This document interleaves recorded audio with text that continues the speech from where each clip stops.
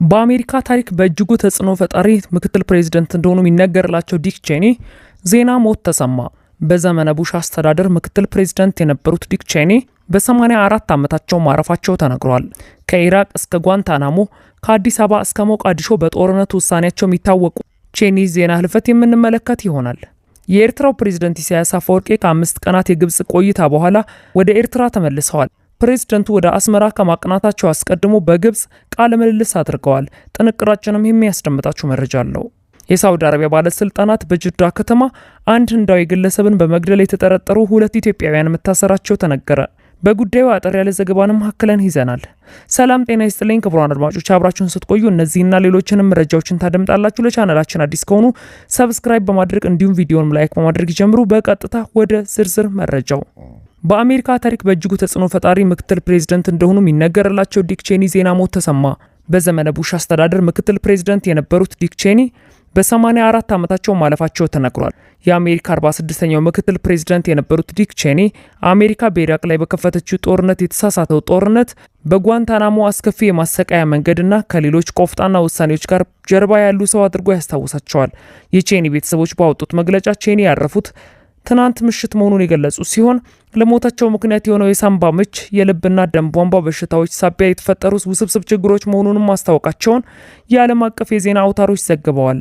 ዲክ ቼኒ እንደ አውሮፓውያን አቆጣጠር ከ2001-2009 በፕሬዝዳንት ጆርጅ ደብሊው ቡሽ አስተዳደር ስር ለ2 የስልጣን ዘመን ምክትል ፕሬዝዳንት በመሆኑ ያገለግሉም ሲሆን አንዳንዶች የተጽዕኗቸውን ማያለም ለማንሳት ለጊዜው ፕሬዝዳንታዊ ስልጣኑ የእርሳቸው ነበር ይላሉ። ዲክ ቼኒ በተለይ ስማቸው ከመስከረም 11 ጥቃትና ከኢራቅ ጦርነት ጋርም ይጋምዳል። የጊዜው የኢራቅ መሪ ሳዳም ሁሴን ከአልቃይዳ ጋር ያበሩ ስለመሆናቸው ኢራቅ የኒውክሌር መሳሪያ መታጠቋንም በስፋት ሲናገሩም የነበሩት ዲክ ቼኒ ናቸው።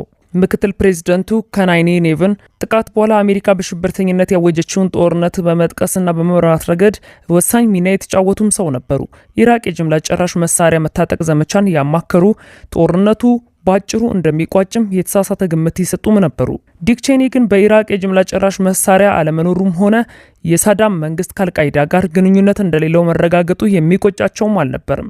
ወደ ኢራቅ የወሰዱት ጦርነት በጊዜው የነበረው የደህንነት መረጃ የመራርመር ነው ሲሉ እስከ ቅርብ ጊዜ ድረስ የሚከራከሩም ነበሩ። ቼኒ ምክትል ፕሬዝዳንትነት በተጨማሪ በፕሬዝዳንት ጆርጅ ደብሊው ቡሽ የስልጣን ዘመን የመከላከያ ሚኒስትር፣ በፕሬዝዳንት ጀነራል ፎርድ ዘመን የዋይት ሀውስ ዋና ልዩ ኃላፊና ለረጅም ጊዜም የዋይን ግዛት ተወካይ ሆነው አገልግለዋል። ዲክ ቼኒ የ9/11 ሽብርተኞችን ለማደን ልዩ የማሰቃያ ስርዓት የፈቀዱ፣ አሜሪካ በራሷ ሀገርነት ህገ መንግስቷ የማይፈቅድላትን በደቡባዊ ኩባ ጓንታናሞ ውስጥ እንዲፈጸም ያማከሩ ፖሊሲ ያረቀቁም ናቸው። ዲክ ቼኒ ዓለም ሊደገም አይገባውም የሚለውን የጓንታናሞ እስርና ቶርቸር አስፈላጊና ውጤታማ ሲሉ የሚገልጹም ነበሩ። ከቅርብ ዓመታት ወዲህ ደግሞ ከራሳቸው ሪፐብሊካን ፓርቲ መሪ ከዶናልድ ትራምፕ ጋር በኃይል በመጋጨትና ትራምፕን በግልጽ በመተቸት በፓርቲ ውስጥ የውዝግብ ማዕከል ሆነውም ቆይተዋል። ዜና ህልፈታቸውን ባረዳ የቤተሰቦቻቸው መግለጫ ቼኒን ታላቅና ጥሩ ሰው፣ ሀገራችንን እንድንወድ አስተምሮን የሄዱ ክቡር ታላቅ ሰው በማለት ገልጸዋቸዋል። ከአሜሪካ ውጪ በተለይ የመካከለኛው ምስራቅ ሀገራት ህዝቦች ቼኒ የአሜሪካ ጥላቻ መገለጫ መልእክት ናቸው። የዲክ ቼኒ ቆፍጣናና ጦረኛ ውሳኔና ተጽዕኖች እንደሌላው ሀገር ሁሉ ኢትዮጵያንም የነካ ነበር። የቼኒን ተጽዕኖ ፈጣሪነት የሚተቹ የቡሽ አስተዳደር የቡሽ ቼኒ አስተዳደር ብለው እስከ መጥራት ይደርሱም ነበር።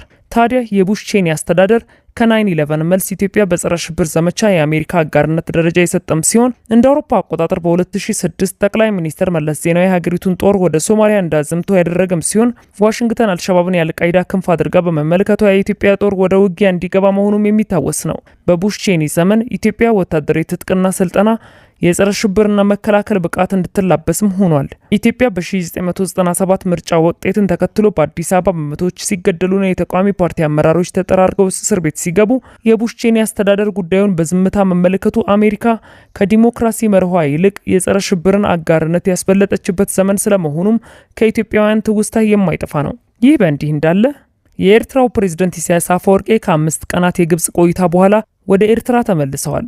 ፕሬዝደንቱ ወደ አስመራ ከማቅናታቸው አስቀድሞ በግብጽ ቃለ ምልልስ አድርገዋል። የፕሬዝደንቱ ቃለ ምልልስ ሙሉ ክፍል ምሽቱን የሚሰራጭ ሲሆን አስቀድሞ በተሰራጨ ቃለ ምልልሱ ይዘትን በሚያመላክት አጭር ቪዲዮ እና የማስታወቂያ ሚኒስትሩ ቃለ ምልልሱን በተመለከተ ባጋሩት መልእክትም ላይ ኢሳያስ ቀይ ባህርን እንዲሁም አፍሪካ ቀንድን በተመለከቱ ጉዳዮች ትኩረት አድርገው ማብራሪያ መስጠታቸውም ተመላክቷል።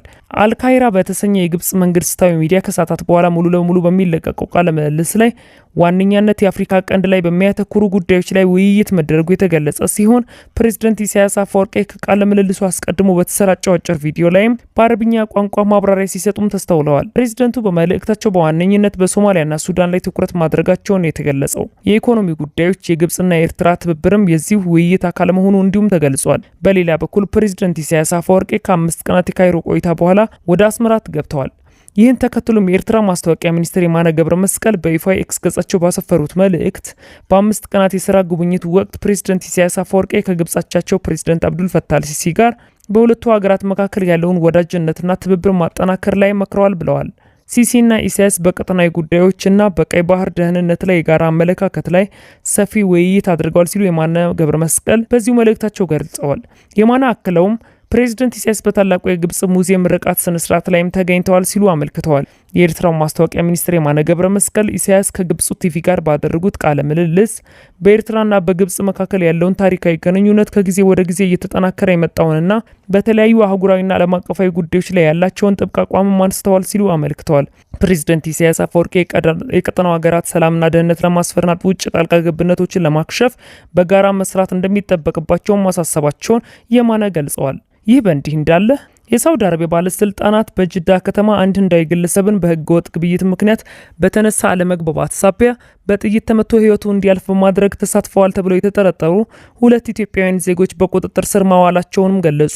የጅዳ ከተማ ፖሊስ እንደገለጸው ክስተቱ የተፈጠረው በከተማው አቅራቢያ በሚገኝ ተራራማ አካባቢ ህገወጥ እጽ በመገበያየት ላይ በነበሩ ወንዶች መካከል በተፈጠረ ገንዘብ አለመግባባት ነው። ከተጠርጣሪዎቹ አንዱ ጥይት በመተኮስ በከፍተኛ ሁኔታ ማቅሰሉ የተገለጸ ሲሆን ግለሰቡን በአቅራቢያ ወደሚገኝ ሆስፒታል ቢወሰድም በደረሰበት ጉዳት ህይወቱ ሊያልፍ መቻሉን ዘገባው አመላክቷል። ሁለቱም ተጠርጣሪዎች በአካባቢው በኮንትሮባንድ ዝውውር ውስጥ ተሰማርተው ነበር ያለው ፖሊስ በተጨማሪም የድንበር ደህንነት ደንቦችን በመተላለፍ ተይዘው ለተጨማሪ ህጋዊ ሂደት ወደ አቃቤ ህግ መተላለፋቸውን አመልክተዋል።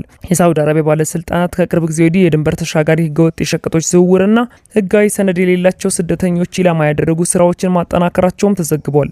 ቀደም ሲል በሳውዲ አረቢያ ከአደንዛዥ ዝውውር ጋር በተያያዘ ቢያንስ 37 ኢትዮጵያውያን የሞት ቅጣት ይጠብቃቸዋል ሲሉ 31 የሲቪል ማህበረሰብና ሰብአዊ መብት ተሟጋች ድርጅቶች በጋራ ባወጡት መግለጫ ማስታወቃቸው የሚታወስ ነው። የኢትዮጵያ ዜጎችን ጨምሮ በመቶዎች የሚቆጠሩ የውጭ ሀገር ዜጎች ላይ የሞት ቅጣት ተፈጻሚ ቢደረግባቸው እንደሚችልም በወቅቱ ተገልጾ ነበር። የሰብአዊ መብቶች ተሟጋቾች ድርጅቶችም ማክሰኞ ግንቦት 7 2017 ባወጡት የጋራ መግለጫ ከህገወጥ አደንዛዥ እጽ ጋር በተያያዘ የሞት ቅጣት እየጨመረ መሆኑን ገልጸው በተለይ በእስር ላይ የሚገኙ ኢትዮጵያ፣ ሶማሊያና ግብጽ ዜጎች ህይወት ከፍተኛ ስጋት እንደፈጠረባቸውም ገልጸዋል። ድርጅቶቹ ከሳውዲ ፕሬስ ድርጅት የተገኘውን መረጃ በመጥቀስ በፈረንጆቹ 2025 ብቻ አብዛኞቹ የውጭ ዜጎች የሆኑ 98 ግለሰቦች በአደንዛዥ ዝውውር ምክንያት መገደላቸውን አስታውቀዋል። መግለጫው በተያያዘው ዓመት 7 ኢትዮጵያውያንና 19 የሶማሊያ ዜጎች ሐሽሽ በማዘዋወራቸው ግድያ እንደተፈጸመባቸው አክለው ተተዋል። በተጨማሪም ሰኔ 9 2017 ዓ.ም 3 የኢትዮጵያ ዜጎች እንደተገደሉ፣ ሌሎች ደግሞ በማንኛውም ጊዜ ልንገደል እንችላለን በሚል ስጋት ውስጥ እንዳሉም ተገልጿል። ክቡራን አድማጮች ለሰዓቱ ያጠናቀርኩላችሁ መረጃ ይህን ይመስል ነበር። ከጥቂት ሰዓታት በኋላ በሌሎች መደመጥ ካለባቸው መረጃዎች ጋር እንደገና የምመለስ ይሆናል። እስከዚያው መልካም ቆይታ